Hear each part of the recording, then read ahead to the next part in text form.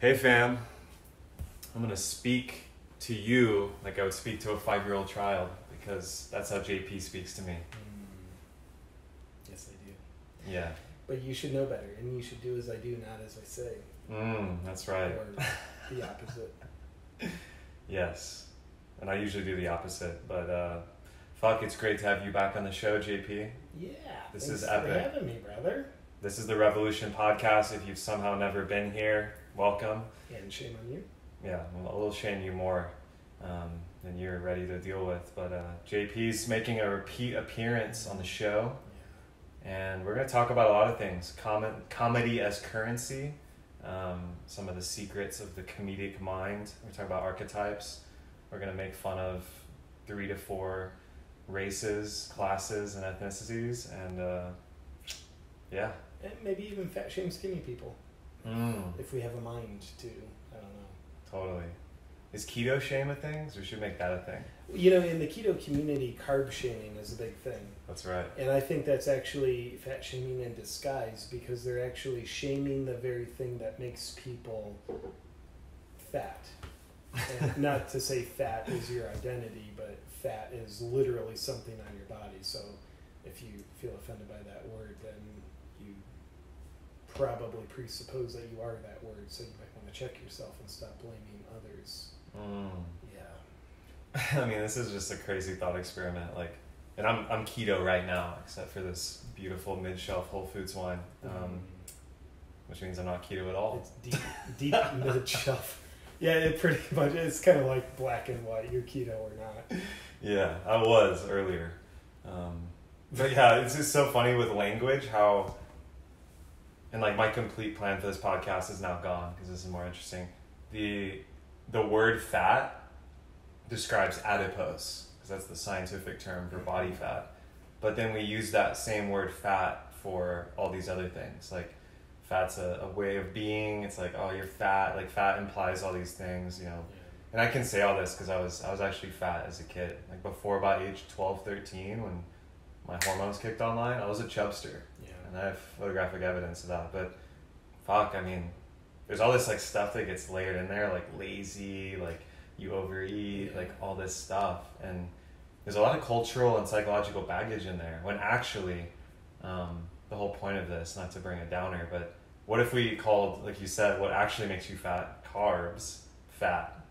So it's like, you're getting a little carb over there, JP. You know, you're carbing up. Like the word fat just doesn't even mean what it means. Yeah, and you know, I think for those who are very willing to continually they're very willing to continually try to escape their feelings inside, and also escape the self-responsibility that, you know, I create my feelings, not other people. It's like a sleight of hand they do, where, you know, whatever it is they identify with, there needs to be a term for that, you know, whether it's fat, obese. Sure. And, you know, a classic example that's super taboo, yet I'll go there in a just an objective way, the word retarded. You know, it used to me, like that's like it's a diagnosis, much like you could be diagnosed with cancer, you could be diagnosed with insulin resistance. It's a diagnosis, it's a condition, and certainly it's a condition it's not funny to make fun of, yet the word retarded started to get used in, you know, less than scholarly ways. And then, you know, then the term becomes mentally challenged, and then, you know, that mentally challenged has a shelf life, and then the term becomes like mentally handicapped has a shelf life in the PC culture. So the terminology's on a treadmill, yet what the terminology points to, whether it's the word retarded, mentally challenged, or whatever the most up-to-date word is that's on the treadmill in the present that means the same thing as all these other words, all these words point to the same thing. Right. And I think similar to fat, obese, I think also similar to like little people, midgets. So I think now we live in a time where if you choose to become obedient to the PC culture, even if you mean no ill intent with how you're using a word, but if you're obedient to the PC culture, you have to take windy, roundabout ways to say what you're saying, but you're not really saying what you're saying.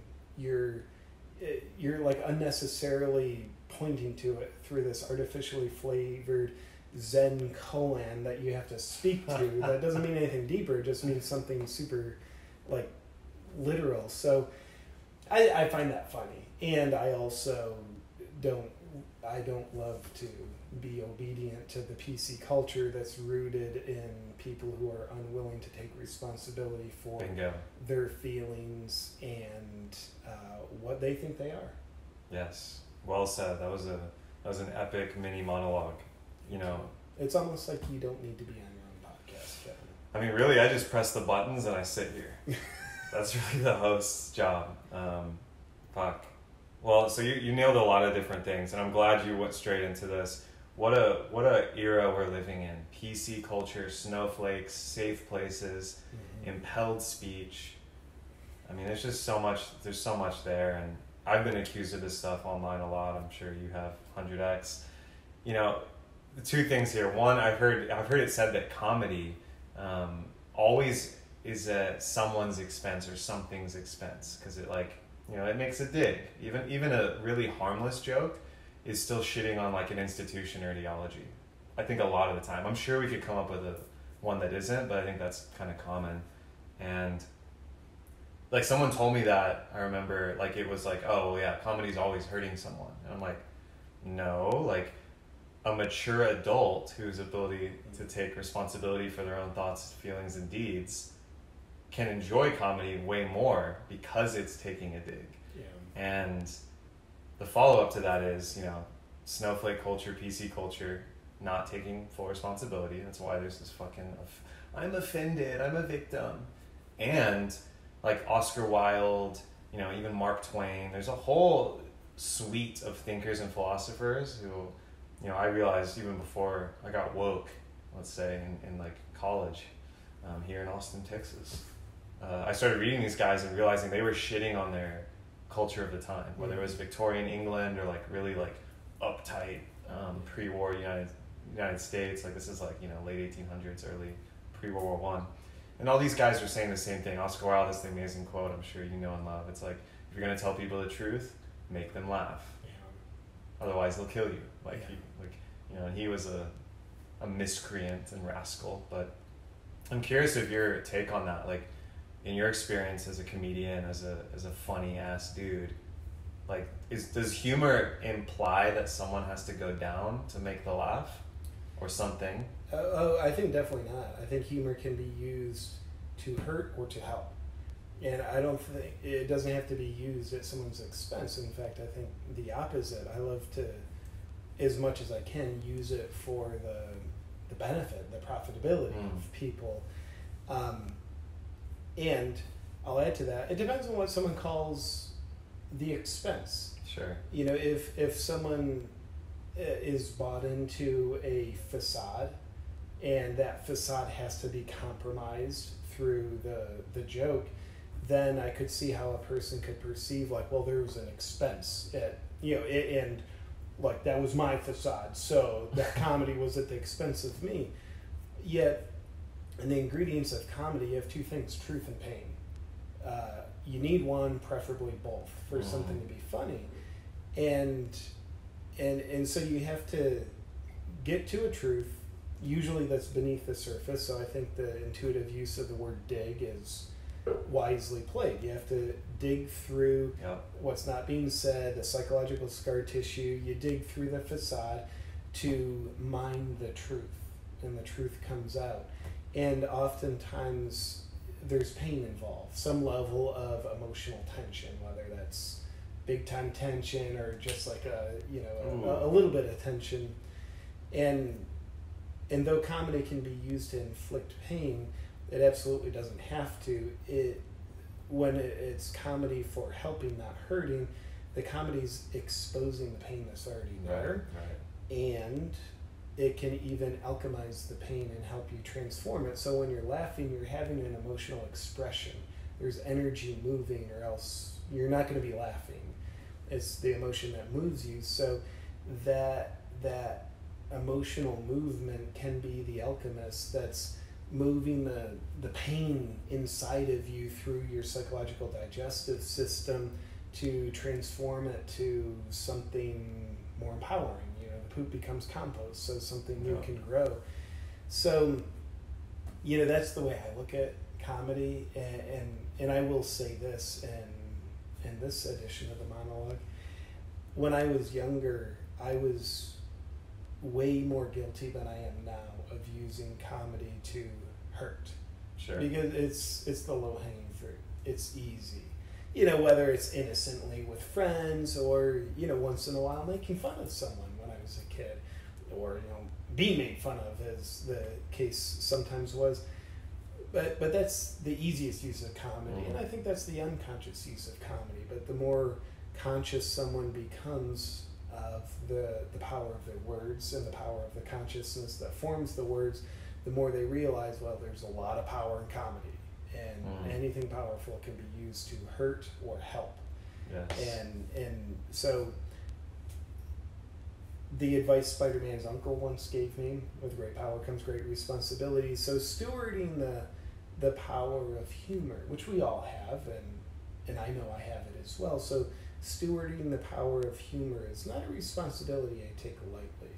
Yeah, and I can really see that with you and how I see you deliver information through comedy, because it's like, and if there's some possible chance, I mean, seems a little silly, but if you haven't seen the JP SEARS show, I haven't. Your podcast, well, of course you haven't, because you made it. Get an eyeball look at itself, JP.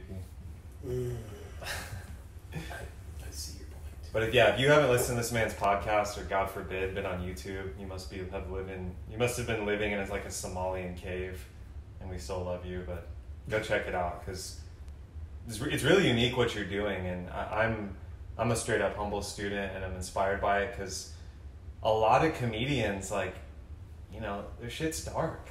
Like Louis C.K., Kevin Hart, we were talking about it last night. Like, these guys are brilliant. They've inspired millions. They've made millions laugh. But if you really look into their comedy and some of the jokes, it's like, at best questionable. And sometimes, like, the humor you're talking about, it's just like, it's not well formed and well thought out, although it gets the laugh because people are ready to receive it. And then a lot of these guys, you know, and Louis C.K., like, he was one of my favorite comics. I think he still is, because I'm willing to separate the man from the work a little bit. Sure. And I do see that, what some of these guys were doing in the darkness they were actually harboring. Yeah. And I'm sure there's many more. You know, it's like, how do you avoid that? Yeah. If you're not going to do what you were just describing, alchemizing the compost of the humor. Yeah.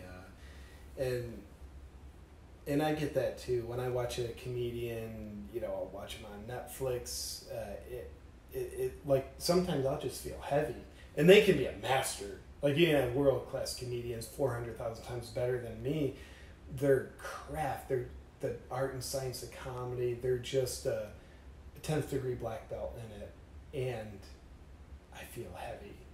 And why is that? Of course, I want to take responsibility. It's because the dark in me identifies with the dark that I'm projecting onto them, which is probably my own darkness, yet sometimes they're a perfect mirror for the darkness, because that's where they're coming from. And what I would identify as dark humor would be humor used to escape pain.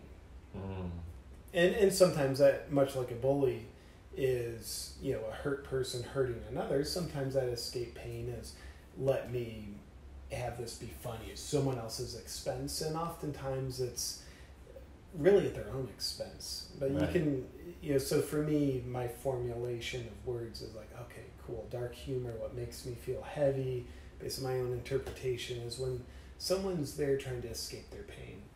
And I think one of the best comedians in the world, do you know who Ron White is? Yeah, so, I've seen him at the Comedy Store in LA. Awesome. And he has a place here in Austin, a place everywhere. The guy's loaded. And he's one of the best comedians. And, man, I feel heavy after I watch him. And, you know, I don't know him personally yet. What I know of him through, you know, listening to him on some podcasts and his his comedy is he seems to be very wrapped up into alcohol and maybe some light drugs. So it seems as though he lives a life of maybe trying to escape some level of his pain, and that also makes me think his comedy on stage is portraying like that. I mean, you know, when you're on stage, a comedian's telling their truth if they're good. And whereas I will say this, you know, you can get a comedian where they're like, you feel light watching them. Yeah. And they're not just squeaky clean, like, you know, talking about vanilla. It's like, hey, flowers, aren't they funny? Like, if you smell when a bee came out and it stung you. No, they could be talking about real shit. Right. And they can absolutely go into the shadow side of life. Yet there's an energy about it when you can tell, like, they're the person who's dealt with their pain. And maybe they've even used humor to help deal with their pain rather than escape the pain. So even though they might be doing comedy of a similar material, it's not necessarily as dark. It might go into the shadow, but it's like you're left with some levity, and maybe you even process some of your own shadow because you learn things, you know, your truth identifies with their truth they're portraying through the jokes. But yeah, man, dark humor is a thing for sure. Yeah, I mean, I find myself going pretty dark a lot of the time, and there's this subtle distinction, and I think you made really well. Like a Ron White, like, he's hilarious, I agree. And, you know, he's up there with his stogie and his scotch or whatever, and some of the shit he's saying, like, you can't really discern whether that's, like, material he wrote on a notepad or he's sharing about, like, an abusive relationship or, like, drug dependence or, you know, whatever. And, you know, to each his own. The dude, like you said, is a master in the craft, but I don't know. I think in all respects, and this is what I wish for, and I know that humanity's getting there, and we're part of that, and everyone listening to this is probably a part of that. I would hope in the future, right, an athlete, a comedian, congressman, congresswoman, are walking their talk. So it's not just lip service, and like if you like, you know, hired the PI to go into their life, they're actually, you know, obviously they're human, there's going to be some shit, but for an 80, we'll call it 80-20 rule, 80%, they're actually congruent. Yeah. They're in integrity. And I feel like we can sense that. That's like the heaviness. We can sense it. We're like, he's doing all the right things and saying the right mouth noises, but I'm feeling some weird shit. Yeah. And what that makes me think of is, for something to be like three-dimensionally funny, fun has to be a part of it. Like, you can't spell fun without fun. And, you know, how many times have you seen a comedian where they're really funny, but you can tell they're not having fun? And I think that's what comes up for me is like the incongruency where they're not calibrated into at least that 80-20 golden ratio where there's someone here portraying fun, but they're not actually having fun. And of course, you know, comedians doing an act is called an act for a reason, but when the act is a far stretch from truth, you know, if a comedian or congresswoman, any humans living a predominantly depressed life, yet they're being funny, there's actually a lot of disconnect in that because, like I mentioned, from my delusional point of view, part of the nature of funny is fun. And when those are aligned, it's like, cool, things make sense. There's no, like, primal alarms that, like, something's not aligned here. There's something incongruent. Yeah, that's a really good point. I mean, you can't spell funny without fun. It's about play. It's about innocence. Fun is very innocent. And it's like, it's very, like, human. It's a human experience. It's a core thing. Animals, babies, your wonderful daughter Veda is a guru in that shit. Like, just fun. Just have fun. I want to pivot here, like, to the archetypes. And I want to, I think this was a little T-Robs that you dropped right before we hit the red button here. And I might butcher it, but it was just 3 kinds of people: those that can recognize patterns, utilize patterns, and create patterns. Yeah. And did I get it? Yeah. Yeah. I think that was it, right? And T-Robs, for those that aren't up on Kevinology, Tony Robbins. Anthony Robbins. Yeah. Yes, sir. When actually, I think Anthony Robbins is the guy from the 1980s wearing business suits who's on all the cassettes. But Tony Robbins is the guy on the internet in life events, not wearing business. It's the evolution. But yeah, Amber and I went to Date with Destiny in December, which we couldn't recommend highly enough. It's Tony Robbins, his biggest event, and during it he dropped that, and I guess truthfully, there's a fourth type of person: those who don't recognize patterns or unconscious to them. But yeah, and based on my memory and interpretation of what he shared, the more you're able to go up the ladder of become a person that recognizes patterns, utilizes patterns, and then also create patterns, the more successful you'll be. Yeah. And I've got my guesses why that is, and I'm curious, as I'm probably preaching to the choir, why you think someone would essentially escalate their success and what that term means to them, the more they're able to utilize, recognize, and create patterns. Yeah, I love that you asked that. I mean, the first thing that came up, and I was saving it for the podcast because I think this is fucking brilliant, but you don't hear people talk like this anymore. This is from the 20th century and the 19th century. William James, who's one of the godfathers of American psychology. You don't hear his name, but he was an early proponent of high-level perennial philosophy and psychology in the U.S. And he was part of this crew that brought Swami Vivekananda when East-West started happening. He understood Freud, he understood Jung, and he's an American psychologist. You don't hear his name that often unless you're a head like me. But he talks about apperception, which is different than perception. So apperception is the recognition of pattern as such. Because we can just have perception. It's like, oh, there's leaves, there's trees, there's things, there's a JP over there. But apperception is the next layer. It's like the witness, where it's like, oh, the pattern in this room, JP is separate to that pattern. It's kind of a silly example, but apperception is beyond pure perception because it implies consciousness and intelligence. So when you said that quote, it's just like, duh, and Tony Robbins downloaded it for everyone in a fucking brilliant way. And to answer your question, I mean, it's pretty simple. Everything's cyclical. Everything's a circle. You mentioned the golden ratio. I don't understand it. I don't think anyone understands it. But life is this really mysterious thing. Matter is also mysterious. And everything's ordered. Everything's cyclical. Everything's structural. So therefore, if you follow that fractal all the way down to our lives and our, humble monkey, super monkey suit existence, if you can notice the pattern or pick up on even one layer of the cycle, the next time the cycle comes around, you're in a good position. Yeah. And that means for resources.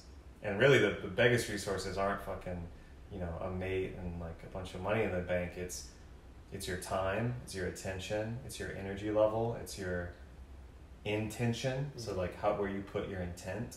That means linguistic intent, so how you speak, and then your action intent. So if you can understand patterns, this is some Taoist level shit. When to time your action. So it's it's a subtle thing, but it's so powerful, right? Yeah. You can imagine someone in jiu-jitsu, there's a pattern, or really most martial arts, there's a pattern. Someone who doesn't see the pattern and doesn't understand the combo, they'll just kind of get rocked every time. Yeah, it's they're left sorting out the infinite details in the literal realm. Yet I think when you recognize patterns, 400 million details form together to make one thing. And that's way easier to comprehend and work with in a non-overwhelmed state than these 400 million things. So I think essentially consciousness expands when you recognize patterns, and you need your consciousness to expand to recognize patterns. Right. So I think always looking for patterns that are either bigger or more inner than the current patterns you know how to recognize is a recipe for not only conscious expansion, yet also therefore becoming more effective in what you're here to do. And one pattern or one source of patterns that I think is just the richest teacher is nature. You know, to find our inner patterns, like in like the abstract spiritual realm and psychology, like the invisible realm, you know, those are hard patterns to recognize because they're invisible, yet I think we just need to look to the visible realm with the wisest teacher of them all, like nature.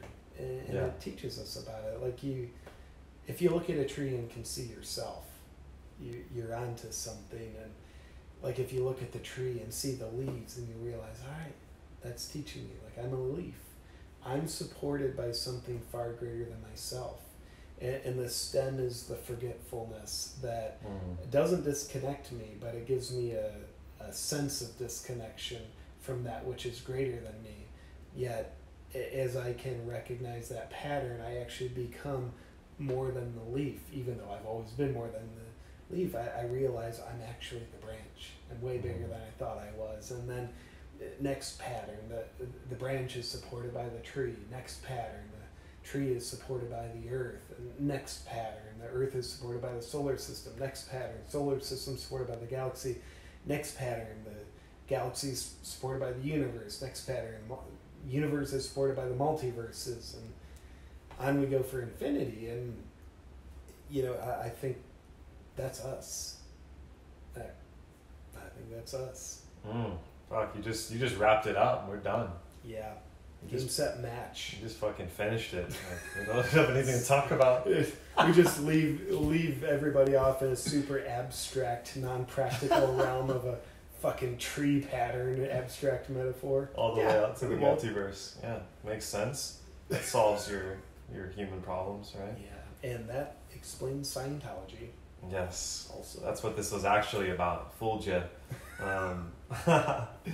Well, yeah, it's so brilliant to start.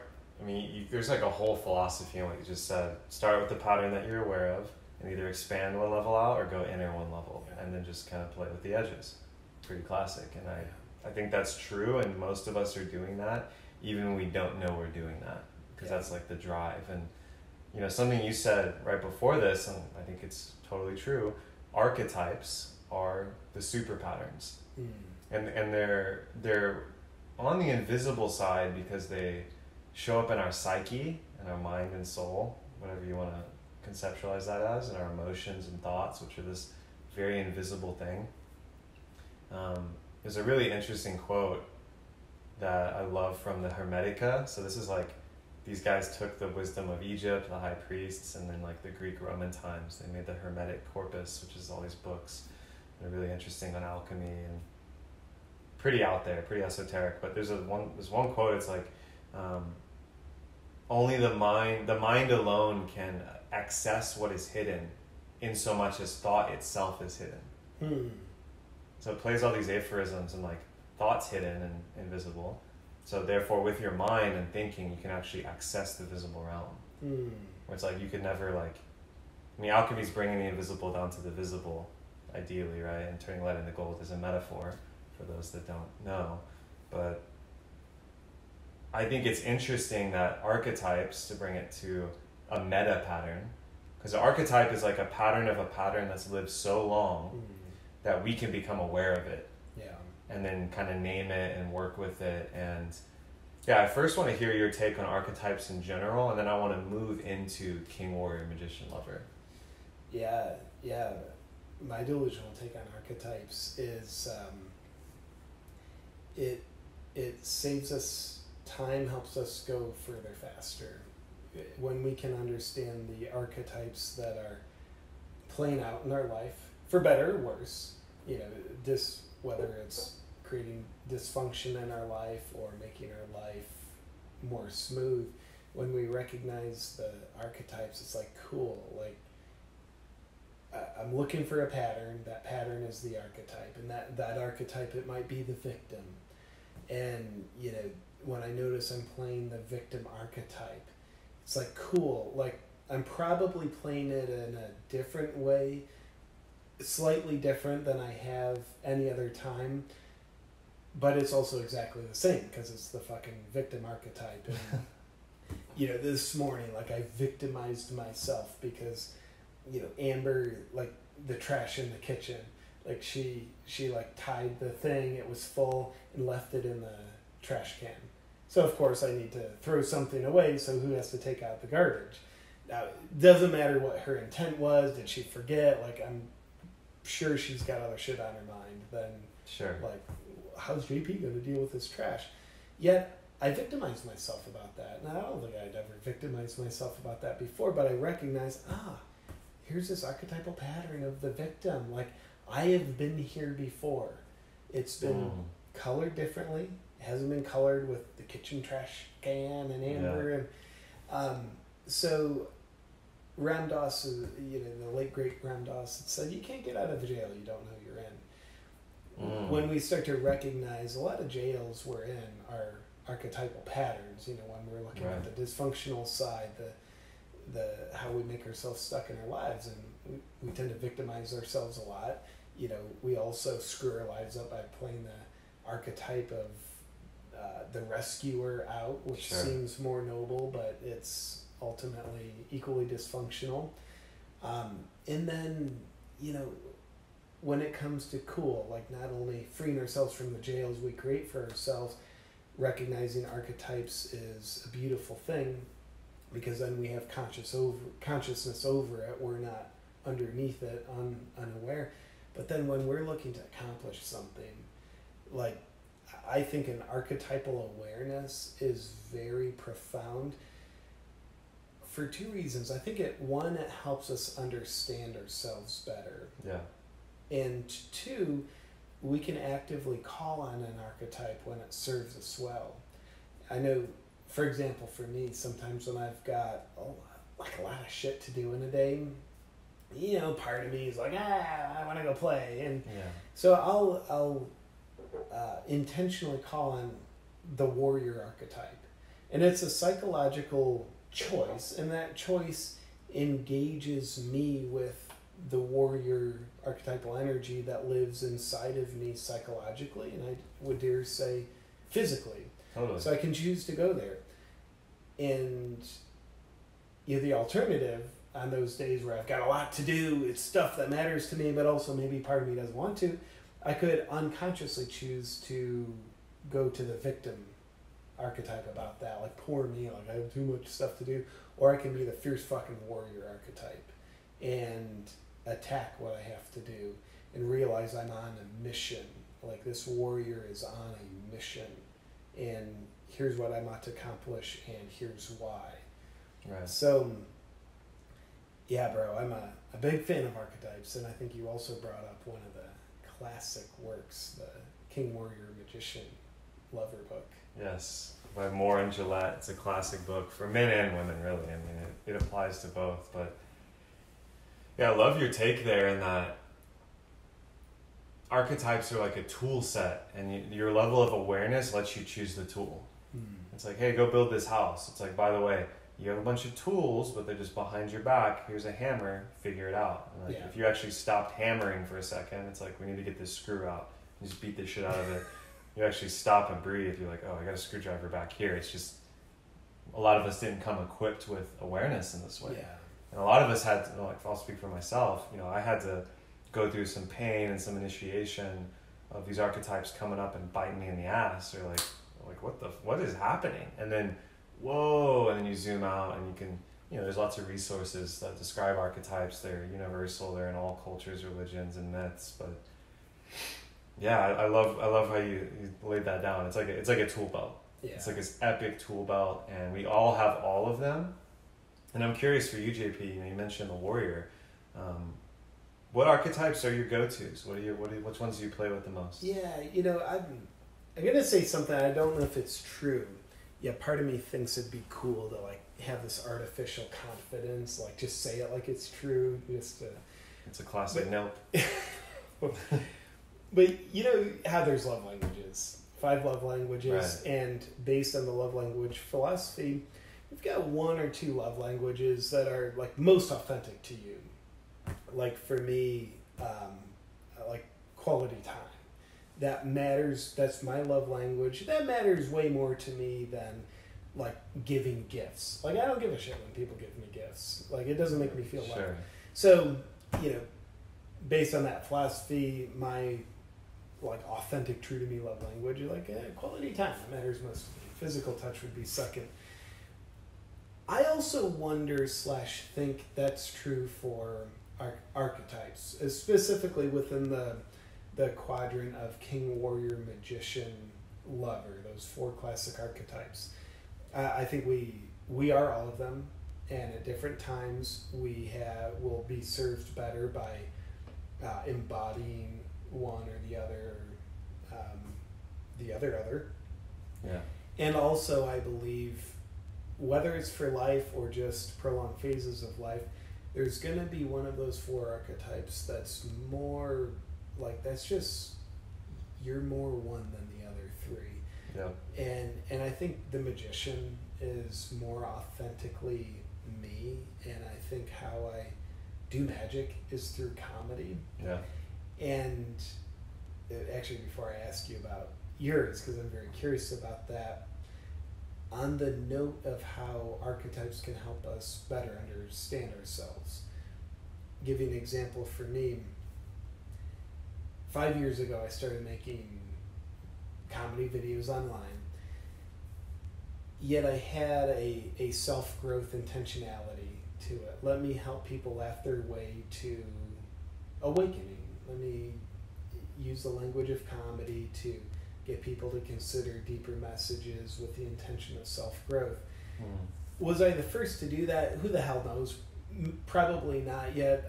I was the first that I was aware doing that. So at first glance, to me, it appeared as though I'm doing this new thing that's never been done before. And YouTube was maybe 10 years old at the time. Facebook videos were a year old-ish at the time. So by all rights, one could say, JP, you're nobody's ever done this before. Until you start to look at the archetypal patterns. Yes, they have done this before. I'm being the magician. It's on when I started my comedy videos, it's on a 2014 landscape. Right. Yet the magician has been done for God knows how many tens of thousands of years. Right. And so what that meant to me and how that helps me is it makes me realize I'm not going into uncharted territory.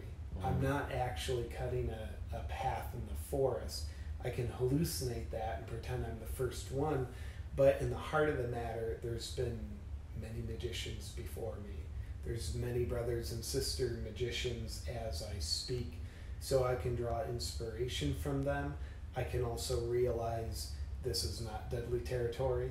People have been magicianing forever, even though it appears as though I'm going into new territory, uncertain mystery. Right. It's it's been done before, and that's inspiring and supportive, and under the illusion of not only am I the only one, I'm the first one, who is there to learn from? Yet under the reality of, I'm working with the archetype of the magician, then there is a lot of people to learn from when I learn through the magician lens. Yeah. And with that, of course, I'd be curious, which of the 4 archetypes do you feel you're most, where your center of gravity predominantly lies? Yeah, I mean, I love this breakdown that you're dropping about understanding that you have a whole billions of years, because I think the magician's in nature. It's in animals, it's in plants, it's in freaking eukaryotes and prokaryotes. Fucking acorn becomes an oak tree. Yeah. Who's a magician there? It's pure alchemy, right? Transmutation. Yeah, so I mean, the archetypes transcend human consciousness for sure. Yeah, I mean, in the past, I would say I would also highly identify with the magician, but now I feel really the last 2 years that I'm going into king. Nice. And in my manifestation as a 30-year-old man, I am aware it's a prince. But yeah, the king energy feels very exciting to me and challenging at the same time, because it's all about that empowered speech and vision and command.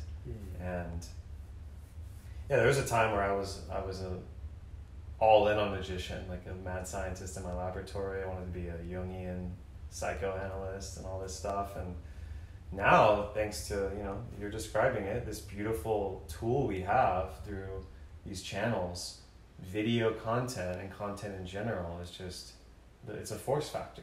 It's a massive leveraging force factor. And, you're a early adopter of a style, which, actually I would say it's not even really being adopted, because a lot of comedy is just for comedy's sake. Whereas, like, as you said, there's like, you're slipping in the medicine to the macaroni. Conscious comedy. Let's awaken these people while we make them laugh. And, it's pretty radical shit. When did your first comedy video come out? 2014? Yeah, October 5th, 2014. Wow. Yeah, the original one entitled How to Be Ultra Spiritual. Yeah, classic. It's classic. And that was shot in San Diego, wasn't it? No, that was shot... It was about 6 months after I moved out of San Diego. Okay. So I was in Charleston, South Carolina at that point. My delusional reality was in San Diego, and then you left. But that makes sense. And that's a beautiful delusional reality. Though I think a lot of material for that video was discovered at Encinitas. That's what I might have detected, was the Encinitas chakra. Yeah, maybe you did. Yeah. Well, awesome. What's interesting about you being magician and me claiming king, which I will own, is they sit across from each other in the quadrant. So they're actually a polarity. And I'll share quickly. I think you'll geek out on this because we both share Anglo-Saxon descent of some kind, right? Allegedly, I'm not convinced, by the way, that you're not South Korean, but we'll do a blood test. Yeah, I appreciate how you're not making absolute assumptions. Yeah, fuck. You guys think he's Asian? Because I can't really tell. Don't judge a book by its cover. This is from a brother, Philip Folsom, who's just a freaking legend. I just had on my show recently. I met at Sacred Sons doing men's work. Long story short, he works with the archetypes. He's been doing men's work since the 80s. But the story of King Arthur, the Arthurian legend, contains the 4 archetypes and their relationship. So King Arthur is obviously the king, which the king has to go through a lot of initiation to come into the healthy kingdom. So Arthur kind of like doesn't know who he is, and then he meets the magician, Merlin. And Merlin is the one holding a lot of the wisdom, but he can't do shit without the rest of the kingdom. And he needs a king to wield Excalibur, which is, by the way, what I was alluding to, the magic relationship between magician and king. And this applies inside of each of us with our intuition and our command, our intellect. But also this is kind of how a company or a startup works too. It's cool how you can extrapolate it. But yeah, the magician makes the magic weapon, often a sword, because our ancestors were just bloody motherfuckers.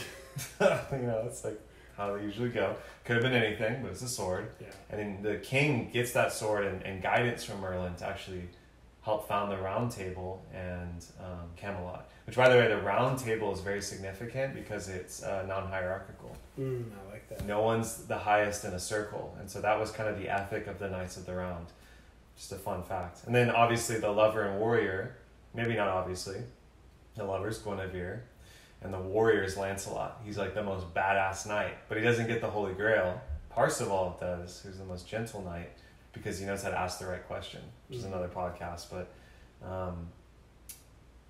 the king and the magician have this really sacred relationship where the king goes to the magician for counsel and training. It's like Luke and Obi-Wan, right? Luke starts as a warrior in Star Wars, but he's becoming a king because he's going to refound the Jedi Order. So there's a sacred relationship there, which again is a fractal. It's inside of us, and it's like a thing. And then the lover-warrior relationship's really like intense in this story because they're in the shadow. Guinevere fucks Lancelot and cheats. Lancelot's an impeccable warrior. He's the strongest knight in combat, but he can't hold boundaries with relationship because by sleeping with Guinevere, Arthur's wife, it destroys the kingdom. So in ourselves, if I'm going to psychoanalyze this, JP. And you are. And I am. The warrior, our ability to take action and set boundaries, and our lover, our emotional feeling state, the sense of play and also sensuality and desire live here. When they're not able to actually meet desire and be met in a certain way, it destroys the kingdom. Ain't that true? And that's the coding in the Arthurian legend, which just blew my mind when it kind of landed, because it's super legit. And these people writing this hundreds of years ago, they completely grokked what you and I are talking about right now. Yeah, and I think your ability to digest information through the tales, the movies, the myths, I always love that. I love feeling like a dunce next to you. I mean, like you, in other words, like I think your ability to see patterns is very good. And I love hearing you talk about things, because I was like, now I can see a pattern that I didn't see without the lens of Kevin. So sure. Kevin bifocals Orosz. Yeah, I mean, on that note, I would love to utilize patterns more. Yeah. That's something, I guess, that's an edge. The other side of that is, I've gotten really good at spotting, but it's like utilizing. And I want to talk about, let's zoom into the magician, because I would definitely agree. The magician is the holder of hidden knowledge. Humor is a hidden knowledge. And the magician is the one that has access to the healing and transformative power of the unconscious. Also humor, right?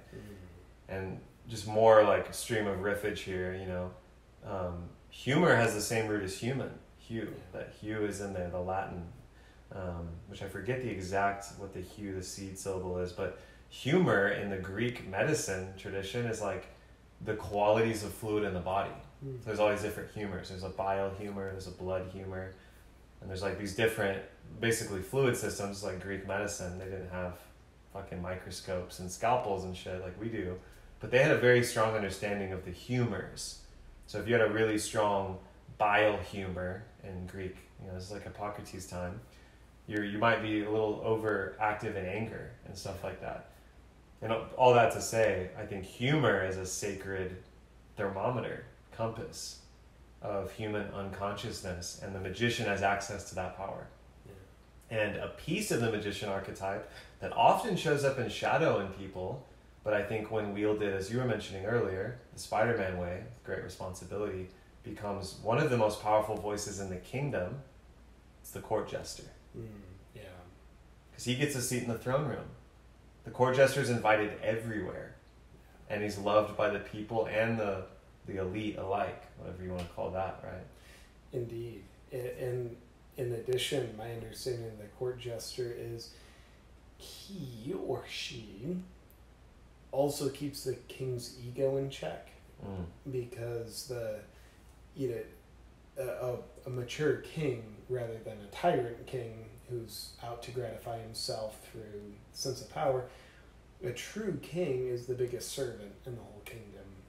He or queen, she is there to serve the kingdom, and the crown represents the purpose greater than themselves that they serve, and they wear the crown to remind them. And of course the king is a human and therefore has an ego, so there's an awareness of, I need to check my ego. So I think the court jester also does that, and sometimes he's the only one that has the privilege to check the king's ego. And I think how the court jester can do that is by portraying the king's ego through the language of humor. And in my own kingdom within, which, by the way, all that just helps the king better serve the kingdom, and the people in the kingdom and what the kingdom stands for. And I know in the kingdom within myself, oftentimes my humor is making fun of what's most important to me.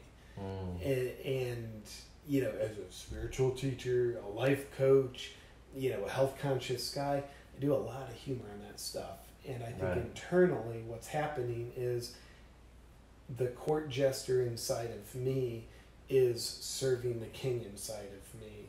Because, in my kingdom, my king is, it's serving the people through being a spiritual teacher, helping people awaken, just to put it very simply and vaguely. And I know my inner king is, and how that inner king is outwardly expressed, it becomes impaired in its ability to the degree that my ego becomes unconsciously very gratified by my kingly roles. Like when I start using being a spiritual teacher as a way to feel significant about myself. You know, you can watch a documentary on Bikram to find out what happens when the king's ego goes unchecked. So I notice, my court jester, like, why do I love to do comedy on stuff that's so important to me that almost seems like hypocrisy? And maybe it is. Yet more importantly, it's the court jester keeping my king's ego in check. Yeah, I love that you bring that up. And I mean, I think you do it masterfully. Like this is in Native American culture, I don't forget which tribe. I want to say Lakota, but I'm also very white and probably sound like an idiot to someone who's informed right now. But the Heyoka is an archetypal energy of the court jester in these tribes. And the Heyoka is basically, I think the literal translation I read somewhere was like he who walks backwards. So the whole tribe's walking forward and he walks backwards to be like, hey, look over here. This is the collective shadow. And he's poking holes in the collective shadow so the release can happen, so there's health and it doesn't overinflate or pop, right? And that's what I was hearing when you're saying that. And you know, I'm curious for you, JP, like when you hear Heyoka energy or the court jester energy, the clown, the Joker, the recent Joker movie, which I just realized Joaquin Phoenix won Best Actor for that, I heard that. which is pretty. That tells you a lot about where culture's at, right? What's the external king that you are inviting into awareness and reflection? Well, and let me know if this does or doesn't speak to that beautiful, angulated question. Externally, actually at Date with Destiny, I became very aware of I'm to do transformational events. I used to do them on a small scale before I was doing comedy, retreats, workshops, and they were great. Yet then I journeyed onward, comedy, yada, yada, yada. Years later, I'm to go back to doing transformational events. And it's not really going back, it's going forward and upward. And to me, that feels like a very kingly, outwardly... outward expression, and it truly does feel like becoming more of service. And as I mentioned before, you know, the illusion is the king is the one that's served in the kingdom. Yet when it's a mature king, the king is the biggest servant. He is there to serve the people in the kingdom and serve the higher purpose that the kingdom stands for. So does that actually speak to the question, or did I kind of speak to a different question that you did not ask? I think it's a classic both and. We're going to get quantum AF. You answered my next question, and I'll answer my first question for you. I feel like I'd like to give that power away to you, Kev. Oh, yeah. I just want you to give it all over. I'm worthless. Come on. Well, no, I love that you're bringing that up, and you know, I see King JP is a very cheeky, I'm just going to speak liberally, a very cheeky, a very like precise, and a very light-hearted version, and you know, speak his name, of Tony Robbins. Like that same pedigree of you can bring energy, you can bring transformation, there's a coaching element, but it's a whole nother flavor, right? It's like a whole nother flavor. Tony Robbins is kind of vanilla. He created fucking life coaching. So JP is like fucking caramel pistachio with honey, sage, lavender. That's wild crafted. You know, whatever the fuck artisanal ice cream is now. But we're in Austin, so that makes sense. Like I've seen more buzzwords on food here than I have in a while. But the question I was also curious about, and it's not so much an external king, like what I was speaking to there is the external king JP. Where I feel like you and a YouTube channel crushing the courses and the comedy shows and the videos you're producing now. Like magician JP is like a legend. I see you going to those events, which I will attend. that's King JP. It's a whole nother level. Yeah. And I feel like I've definitely met him, but I want to see him in action. Yeah, that makes sense. What I was speaking to earlier, maybe pretty abstractly, archetypally, is like, what is your humor poking a hole in culture? And to answer it for you, or a potential example, my judgment is New Age society. Yeah. And you already mentioned a few. I think the health community, especially intermittent fasting and keto. I know you recently went to the Metabolic Summit, right? I was watching some of the influencers and you there, and I was just kind of picking up what wasn't being said and formulating my opinion. But yeah, I think you're nailing health culture, you're nailing life coach, life cult. See what happened there? Indeed. Life cult, coaching culture, and personal development in general. And then really the ultra spiritual phenomenon, I believe why it went so viral so fast is because you court-gestured something no one was speaking to well. Yeah. I love your perspective on that. It feels true, and also thank you for the ending compliment there. And yeah, and I think to say what I heard you say with slightly different words, I love to poke holes in the way our egos get its egotistical needs met in ways that are hidden. And they become very hidden when it's within a spiritual context, when it's within a health context, because we can quickly rationalize, no, like I'm being spiritual here, man.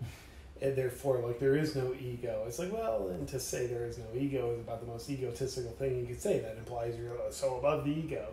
Very egotistical. Yeah. So, I love to poke holes in those, those facades that cover up ego reality that's happening simultaneously with a beautiful, glorious reality of self-growth and spirituality. And then, I would also add to that in more of a quote-unquote social way.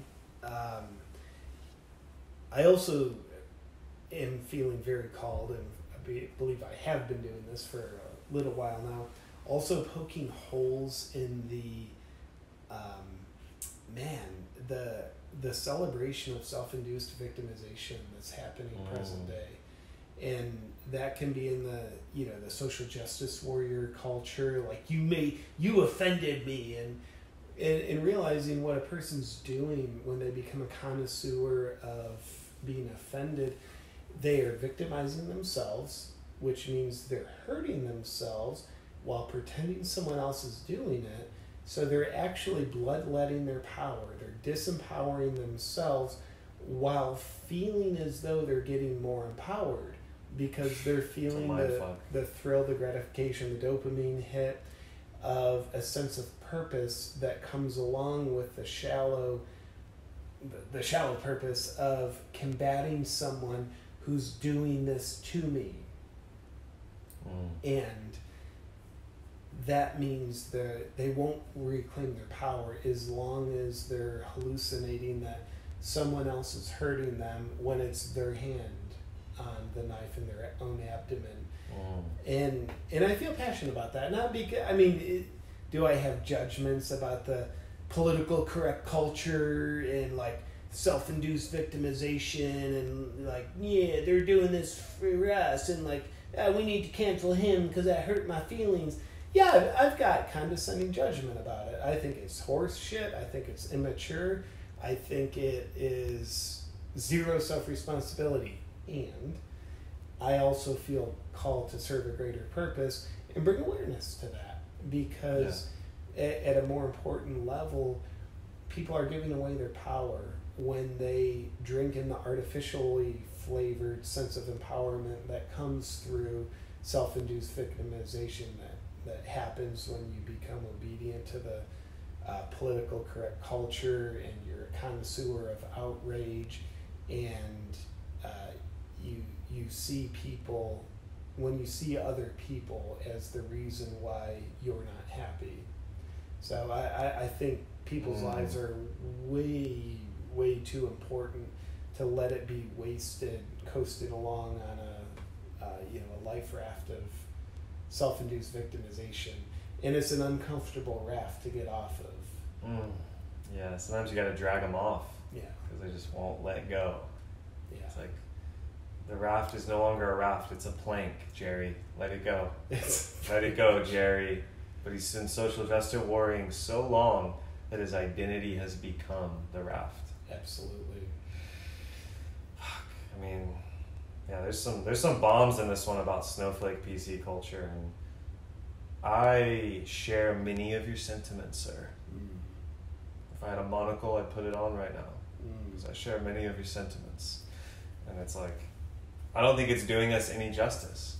Yeah. I think Jordan Peterson, God bless him, I know he's been going through some health issues, you know, he brought light to some shit that a lot of people didn't realize was happening. And then crucified him for it. Of course. Postmodernism and its tenets, which most people, that's kind of a vague term, and I've kind of dug into it over the last year, and it basically... I have no idea what it actually means. Me either, but this is like one of the takes on it, and again, a lot of this comes from Jordan Peterson blowing up and then reading his work, taking his lectures, and then Joe Rogan, who we both love, did his little stint on there, and that kind of launched his internet success. But postmodernism basically happens when everything gets deconstructed, and it's a lot about power and hierarchy. So like a postmodernist and a lot of social justice warrior types, although they may not even know it, they're falling under this purview, apparently. Again, I'm speaking pretty loosely here, I'm not an expert, but it's like all about deconstruction. So for example, like PC culture is based on the idea that these implicit things about taking responsibility, having ownership, controlling your language, your thoughts, and then by abstraction, your money, time, energy, mating, sexual preferences, blah, blah, blah. Like, none of that actually matters if you take it apart and put out the pieces. You can pick apart any piece of it. So this comes into people who want to be addressed as Zer and want to be a dragon sexual, and they want everyone else to meet that reality, because by not meeting it, you're actually inflicting a hierarchical power wound upon me, because you're not enlightened enough to understand that your power structures come from colonialist England and thousands of years of oppression. You know, it's shit like that. Yeah. So that's like the really two abstract roots of some of this stuff, but long story short, I agree. Like, I'm an advocate for responsibility and not inflicting self-harm, first off, or harming others, and then taking ownership of anything that could be contrived in that way. Yeah. And you know, taking ownership, and I'm curious, according to Kevin, what do you think some other ingredients are, even if they're easier said than done, of helping one elevate out of the self-induced victimization existence that is the social justice warrior, the snowflakeist, if you will? Yeah, I mean, it's so funny, the snowflakeist. It's like a really gay podcast title. To be non-PC, it's just like, and I'm using gay as like weak. I think you just got canceled. I know I did. Just cancel me already. Love y'all. Thanks for putting up for our insanity. So, I mean, the first thing that came up actually is, and this is not easy, it's not easy at all, but it is very simple. And I can't say that I've done it to a great extent without a lot of help. Radical people like yourself challenging me. I dare say plant medicine, I dare say isolation, I dare say international travel, and it's fucking deprogramming and decolonizing the mind. Yeah. And so that's the first step, is to understand, like, if you don't want to be a victim or SJW or a snowflake, then stop participating in all the cultural stuff that reinforces that. And like, you know, that doesn't mean you like quit everything and like break up with your girlfriend, quit your job, and move to a cabin in the woods. That's the literal ridiculous interpretation that they took in the 60s. But there's a lot of value in dropping out of culture. Like I unplugging from the matrix, right, to an extent. To an extent, which then gives you actually a lot of power. It's not easy, it's uncomfortable, but it gives you a lot of power, because then you get a lot of responsibility back. If you're feeding into XYZ institution, ideology, And it's really easy to play the game of, oh, they hurt me. It's like, but if you actually step back, it's like, wow, I don't actually need any of this. And a lot of this was just kind of put into my brain. I didn't choose it. Yeah. Oh, okay, there's a lot of choice here. It's not as easy to be a victim. You can become an intellectual victim at that point. Sure. Well, I was born into this dark age. And, you know, I went through that phase myself, and it didn't serve me at all. It didn't help me help people or be of service. It didn't help me love myself or others. It didn't help me create businesses or impact. So it's not very useful. And the second one that comes up very quickly is really start to question everything, and they go together. Like, if you're behaving or speaking in a way, and this is something I'm speaking to a lot of people I see in the comment section on some of my channels, it's like, just really unprocessed and unquestioned, I dare say, garbage is coming out of their mouth and onto my feed. And my policy now is, you know, one strike, you're done, blocked. First one, I'm not going to address it, but if you just wanted to say it and you leave, I won't block you, but I'm not going to fucking address you. Yeah. I'm not going to respond to hate or weird judgmental concepts that confuse programs and pronouns and say you did this, or aren't we all fucked up. It's like this really subtle stuff, and it just comes from not questioning things. If you haven't questioned that stuff, then I get why you would spew it on someone else. I have compassion, but I don't have a lot of tolerance. Indeed, it's almost like the unquestioned belief, the unquestioned thought is the most dangerous one. It becomes their religion that someone's willing to die for, because they don't question this fucking religion that is the belief. Like, could this be horse shit? Like, could it be God doesn't want me to kill these people? Could it be this religion isn't even my own, yet it's a mental construct that was embedded into the dry sponge of my mind at a young age, and it's in me, yet it's not of my choosing, therefore it's not my own. And that, you know, I would add to that, like, question everything would be, you know, I think questioning everything helps us not believe our own beliefs. I think when we believe our beliefs, we're a slave. We're a slave to wherever that belief originated, whether it was your mom, your dad, your past self even. Like, who wants to be a slave to their past self? Right. Could it be you're a slave to a religion, an institution, a society? Wherever that belief originated, you become a slave to it. I become a slave to my beliefs that I just believe. Yet, what I'm hearing you say and what I love is when I question my own beliefs. Question other people's beliefs, great, but start with your fucking self. When I question my own beliefs, I am gaining what's called freedom. And free people are pleasant. I dare say free people are capable of having fun. Now, I've never been a slave in the literal sense, and I don't mean to just trivialize a horrific situation I haven't been a part of, yet I'll venture into some assumptions. If you're a slave, you're probably going to be angrier, more agitated, and more hostile. And those are the qualities that, you know, the outrage culture has, and I think they're qualities that are symptoms of slavery. Yeah. I think that was very well said. Free people are pleasant. Aren't they, though? That's a mantra. That's a deep code right there. Yeah. And they like to have fun. And that's probably why they're so pleasant, is because they're free to have fun. Yeah. No free person will judge or spew their garbage on you. I mean, they might, like, on a very slight level, just from human, like, oh, shit. But they'll own it quickly. Yeah. I would dare say. Yeah. In a free person, it's like they're fine.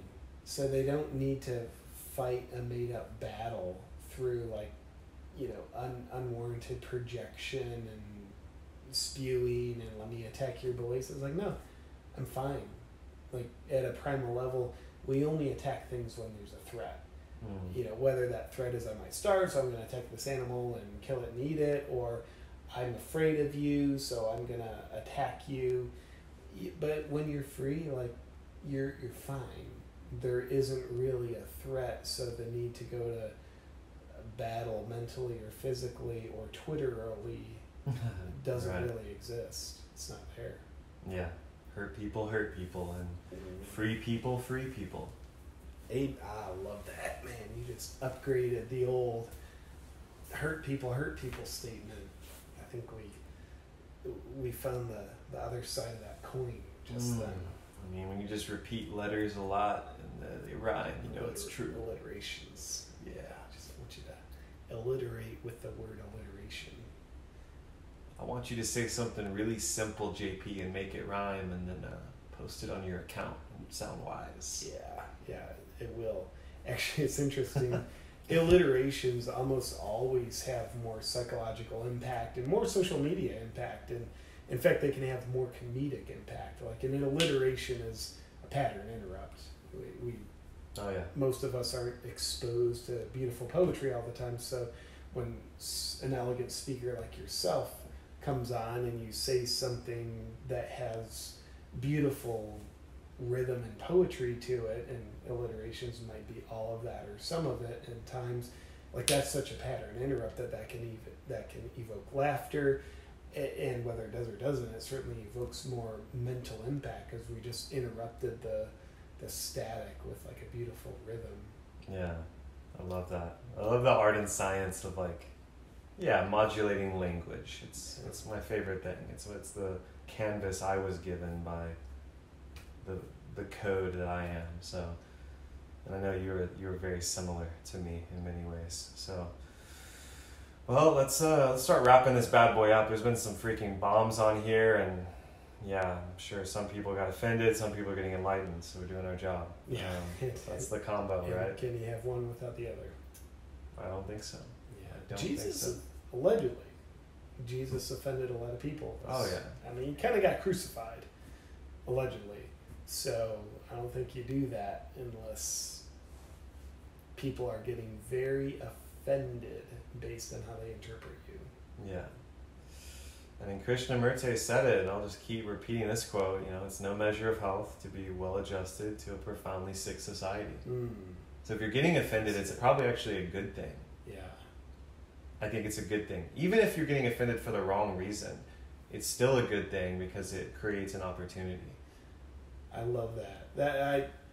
I personally tend to vilify being offended to a fault.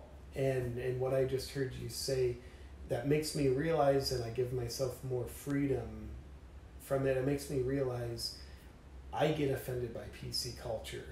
It's like something I portrayed in my video called How to Get Offended. Like someone tells me they're offended. I'm like, well, I'm offended that you're offended.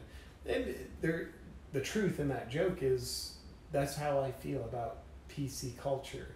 And the permission I just granted myself based on how I heard your words is good, JP. Like that's actually I feel like that now that's a beneficial thing to get offended about. Like it helps me have sovereignty away from the sick culture, just to sound overly pessimistic.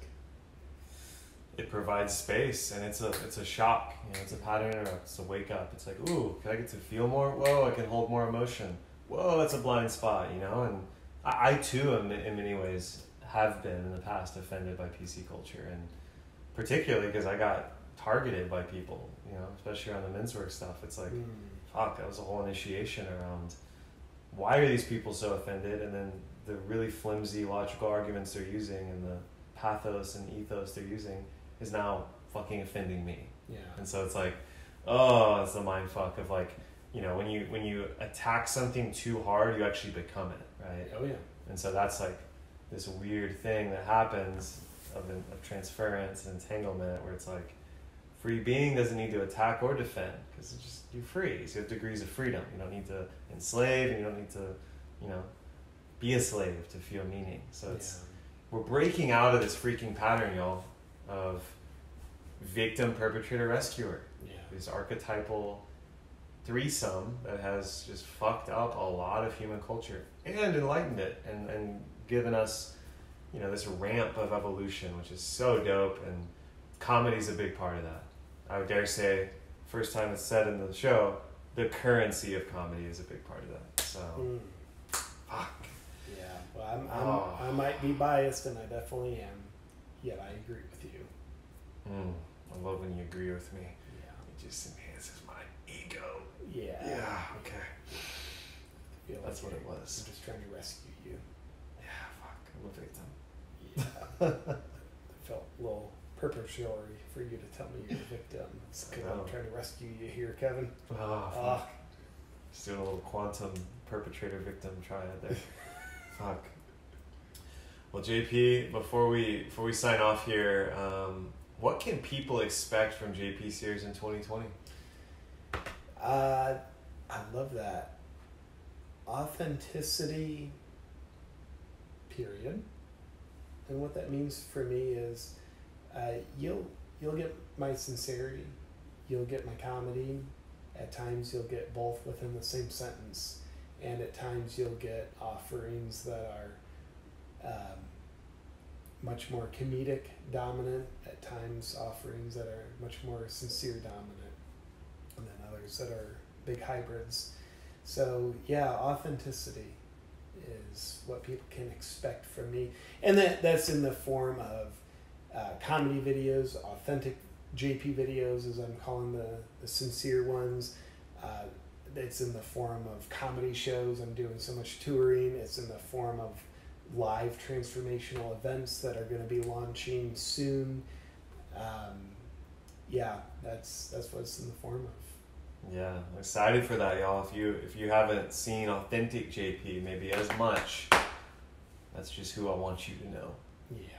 I want to control you so you feel perpetrated by a comedy JP, so you have to be rescued by authentic JP. So, yeah, sell them the poison so you can sell them the cure. I mean, it's worked for our daddies, our grandpappies. Could work for us. Indeed. Yeah, I'm excited on a sincere Kev note to see the transformational events and more of your authentic video content, because I perceive you as a very wise man. Yeah, thank you. And you have to be a comedian. I know that from my own humble, dark humor and jokes, but like you really embody it, and there's some magic in there. That's why I love that we got to go into archetypes, and this turned into a very clinical breakdown of PC culture. So might have to change the title for the old podski, but we're gonna sign off, y'all. And as always, it's a pleasure.